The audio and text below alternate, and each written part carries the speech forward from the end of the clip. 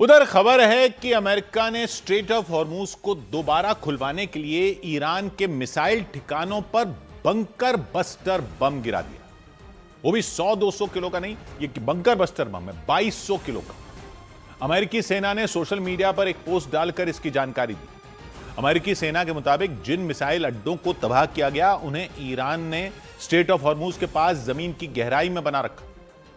दावा किया गया कि उन्हीं ठिकानों से ईरान हॉर्मूज गलियारे से गुजरने वाले जहाजों को निशाना बना रहा था। बंकर बस्टर बम अमेरिका का एक ऐसा बम है जो जमीन के नीचे गहराई में बने कंक्रीट के बंकरों को भी भेदने की ताकत रखता है। अमेरिकी सेना के मुताबिक उसने अपने इसी हथियार का इस्तेमाल किया। जमीन के नीचे बने ईरान के मिसाइल अड्डों पर उसका इस्तेमाल किया गया।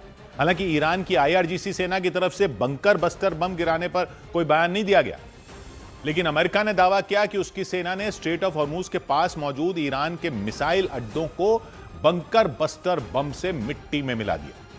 अमेरिकी सेना के मुताबिक ईरान ने जमीन के नीचे कई मिसाइल अड्डे बना रखे थे। दावा है उन ठिकानों पर उसने एंटी शिप मिसाइलों के साथ दूसरे खतरनाक हथियार रखे हुए थे ताकि स्ट्रेट ऑफ हॉर्मूज में जहाजों को रोक सके। अमेरिका ने इस बात का भी दावा किया कि ईरान स्ट्रेट ऑफ हॉर्मूज से गुजरने वाले तेल और गैस के जहाजों को उन्हीं मिसाइल ठिकानों से निशाना बना रहा था। अमेरिकी सेना के मुताबिक खाड़ी देशों पर मिसाइल और ड्रोन से जो हमले किए गए उनके लिए भी ईरान अपने इन्हीं ठिकानों का इस्तेमाल कर रहा था। इसी वजह से अमेरिकी सेना ने स्ट्रेट ऑफ हॉर्मूज के पास मौजूद ईरान के मिसाइल ठिकानों पर हमला कर दिया। अमेरिका ने ईरान के मिसाइल अड्डों को तबाह करने के लिए कोई ऐसा वैसा बम नहीं गिराया, बल्कि उसने 2200 किलो का बंकर बस्टर बम गिरा दिया, क्योंकि दावा यह किया गया कि ईरान के वो मिसाइल अड्डे जमीन की गहराई में थे। उसकी वजह से उन पर छोटे मोटे बमों का कोई असर नहीं होने वाला था। मतलब ईरान के उन मिसाइल अड्डों को तबाह करना आसान नहीं था। इसी वजह से अमेरिकी सेना ने ईरान के उन मिसाइल ठिकानों को उड़ाने के लिए कोई चांस नहीं लिया, उन पर खतरनाक बंकर बस्टर बम का इस्तेमाल किया। ये बम ऐसे ठिकानों पर हमला करने के लिए होते हैं जो जमीन के काफी नीचे बने होते हैं। इनकी खासियत होती है इनके फटने की टाइमिंग, क्योंकि आमतौर पर लड़ाकू विमानों से गिरने के बाद बम जमीन पर टकराते ही फट जाते हैं, लेकिन बंकर बस्टर बम जमीन के नीचे मौजूद अपने टारगेट तक पहुंचने के बाद ही फटते हैं। इसीलिए बंकर बस्टर बम को जमीन भेदने वाला बम भी कहा जाता है। इसकी ताकत इतनी ज्यादा होती है कि यह कंक्रीट की मोटी मोटी दीवारों, चट्टानों को भी भेद सकता है। और यह बम करीब 100 फीट की गहराई तक जमीन में जा सकते हैं। जमीन के नीचे टारगेट तक पहुंचने के बाद इनमें धमाका होता है, जिससे बंकर या फिर दुश्मन के परखचे उड़ जाते हैं। अमेरिका ने दावा किया कि बंकर बस्टर बम से ईरान के मिसाइल ठिकाने पूरी तरह बर्बाद हो गए। इस हमले के बाद अमेरिका की सेना ने सोशल मीडिया पर एक पोस्ट डालकर 2200 किलो का बंकर बस्टर बम गिराए जाने की जानकारी दी। लेकिन यह पहली बार नहीं है जब अमेरिका ने बंकर बस्टर बम का इस्तेमाल किया। पिछले साल जून महीने में भी अमेरिका ने ईरान पर जो हमला किया था, उस दौरान भी ईरान के परमाणु ठिकानों को भेदने के लिए बंकर बस्टर बम का ही इस्तेमाल किया गया था। उस वक्त दावा किया गया था कि ईरान ने अपने परमाणु ठिकाने पहाड़ों के नीचे बना रखे थे, इसी वजह से अमेरिका ने उन पर बंकर बस्टर बम गिराया था। उस घटना के करीब 8 महीने बाद एक बार फिर अमेरिकी सेना ने अपने इस ताकतवर हथियार का इस्तेमाल किया, ऐसा दावा किया। इस बार ईरान के उन मिसाइल अड्डों को निशाना बनाया गया जिन्हें उसने स्ट्रेट ऑफ हॉर्मूज के पास जमीन के नीचे बना रखा था। 28 फरवरी को जंग शुरू हुई तो उसके बाद ईरान ने इस समुद्री गलियारे को बंद कर दिया था। स्ट्रेट ऑफ हॉर्मूज फारस की खाड़ी को ओमान की खाड़ी और अरब सागर से जोड़ता है। वही समुद्री गलियारा जहां से तेल और गैस के जहाज चीन, भारत, जापान जैसे एशिया के देशों के साथ यूरोप और अमेरिका तक जाते हैं। इसी समुद्री रास्ते को ईरान ने बंद करने के साथ इस पर पहरा बैठा दिया। स्ट्रेट ऑफ हॉर्मूज को कोई जहाज पार न कर सके, इसके लिए उसने अपने पास में ही मिसाइलों के ठिकाने बना रखे थे, ऐसा दावा है। और दावा यह कि ईरान ने स्ट्रेट ऑफ हॉर्मूज से गुजरने वाले कुछ जहाजों पर हमले भी वहीं से किए थे। इसी वजह से उस समुद्री गलियारे को दोबारा खुलवाने के लिए अमेरिका ने ईरान के उन ठिकानों को उड़ाने का दावा किया। हालांकि ईरान की IRGC सेना की तरफ से इस पर कोई बयान नहीं दिया गया। खास बात यह है कि अमेरिका ने ईरान के मिसाइल ठिकानों पर बंकर बस्टर बम तब गिराए जब नेटो में शामिल देशों ने जंग में शामिल होने से इनकार कर दिया था। अमेरिका के साथी देश स्ट्रेट ऑफ हॉर्मूज से गुजरने वाले जहाजों को सुरक्षा देने के लिए अपने युद्धपोत भेजने से भी इनकार कर चुके हैं। ईरान के साथ अमेरिका और इजरायल की जंग के दौरान फारस की खाड़ी से लगा इराक भी जंग का नया मैदान बनता दिखा, क्योंकि इराक की राजधानी बगदाद एक साथ कई धमाकों से दहल गई। कतर के न्यूज चैनल अल जजीरा के मुताबिक बगदाद में मौजूद अमेरिकी दूतावास को निशाना बनाकर ड्रोन और रॉकेट से हमला किया गया। हालांकि दूतावास के सुरक्षा अधिकारियों ने जानकारी दी कि उनके एयर डिफेंस सिस्टम ने ड्रोन और रॉकेटों को हवा में ही तबाह कर दिया। इसके थोड़ी ही देर बाद बगदाद में ही कुछ और धमाके सुने गए।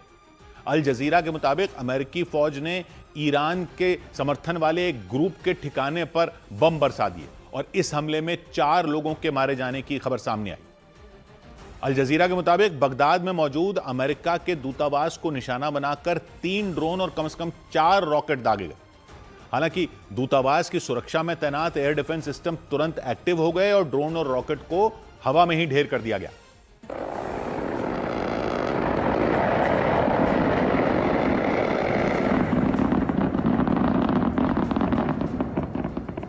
अमेरिकी दूतावास की सुरक्षा में तैनात अफसरों ने बताया कि ईरान की तरफ से दागे गए ड्रोन में एक ड्रोन का मलबा दूतावास के परिसर के अंदर आकर गिरा।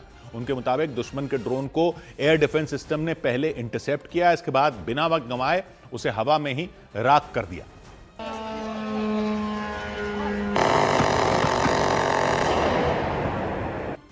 बगदाद में अमेरिकी दूतावास को निशाना बनाकर दागा गया एक रॉकेट तो जमीन पर गिरने के बाद तेज धमाके के साथ फटता दिखा।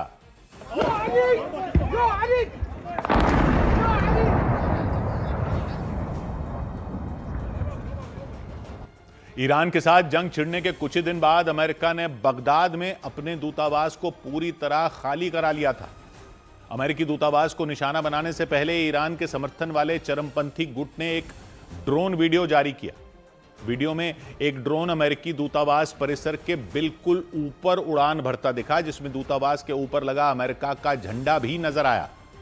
ड्रोन वीडियो जारी करने वाले ग्रुप ने दावा किया कि उसके ड्रोन को अमेरिका के एयर डिफेंस सिस्टम पकड़ ही नहीं सके और इस वीडियो को जारी करने के कुछ ही घंटे बाद बगदाद में मौजूद अमेरिकी दूतावास को निशाना बनाकर रॉकेट और ड्रोन हमला कर दिया गया। अमेरिकी सुरक्षा अधिकारियों ने बताया कि एयरपोर्ट के पास उनकी सेना के एक कैंप पर भी हमला हुआ।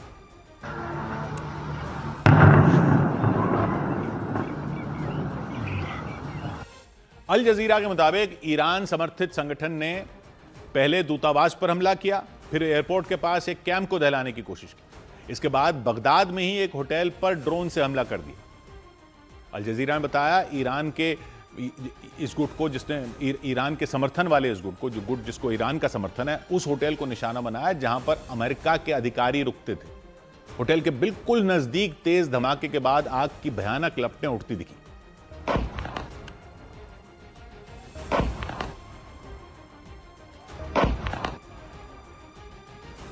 और इराक के गृह मंत्रालय ने पुष्टि की कि अल रशीद नाम के होटल के ऊपरी हिस्से में एक ड्रोन टकराया, लेकिन किसी की जान नहीं गई, कोई बड़ा नुकसान भी नहीं हुआ। लेकिन इराक की राजधानी बगदाद में अमेरिकी दूतावास और होटल पर हुए हमले से सनसनी मच गई। अमेरिकी सुरक्षा एजेंसियां और सेना अलर्ट हो गई। अल जजीरा के मुताबिक हमले के कुछ ही घंटे बाद अमेरिकी सेना ने बगदाद में एक बड़ी कार्रवाई की। जदीरिया जिले में एक इमारत पर हमला कर दिया अमेरिकी सेना ने।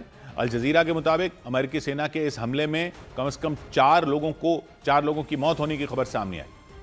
और अमेरिकी सेना का दावा है कि जिस इमारत को उन्होंने निशाना बनाया उसका इस्तेमाल ईरान के समर्थन वाले विद्रोही ग्रुप के लोग कर रहे थे। उधर ताइवान के रक्षा मंत्रालय ने दावा किया कि ईरान में छिड़ी जंग का फायदा उठाकर चीन ताइवान पर हमले की तैयारी में जुट गया। ताइवान के रक्षा मंत्रालय के मुताबिक चीन के 36 लड़ाकू विमान और 8 नौसैनिक जहाज उसकी सीमा के आसपास देखे गए। हालांकि ताइवान ने इसके बाद तुरंत अपनी नौसेना, अपने लड़ाकू विमान और मिसाइलों को एक्टिव कर दिया। ताइवान के रक्षा मंत्रालय ने बताया कि बीते कुछ दिनों से उसकी सीमा के आसपास चीन के लड़ाकू विमानों और नौसेना के जहाजों का आना जाना बढ़ गया है। इसीलिए ताइवान के रक्षा मंत्री ने अपनी सेना को 24 घंटे अलर्ट रहने का निर्देश दे दिया। चीन और ताइवान के बीच टकराव दशकों पुराना है। 1949 के बाद से ही दोनों देश एक दूसरे से लड़ रहे हैं। चीन दावा करता है ताइवान उसका हिस्सा है, एक दिन वो ताइवान को लेकर रहेगा, चाहे शांति से ले या ताकत से ले। ताइवान का दावा है कि वो चीन से अलग है, एक अलग स्वतंत्र देश है, और ताइवान का कहना है चीन का दावा पूरी तरह गलत है, गैर कानूनी है। इन दोनों देशों की लड़ाई में अमेरिका ताइवान का साथ देता है हर तरीके से, लेकिन ईरान के साथ छिड़ी जंग की वजह से अमेरिका पश्चिम एशिया में फंसा हुआ है और ताइवान के रक्षा मंत्रालय के मुताबिक चीन इसी मौके का फायदा उठाकर उस पर हमला करने की फिराक में है।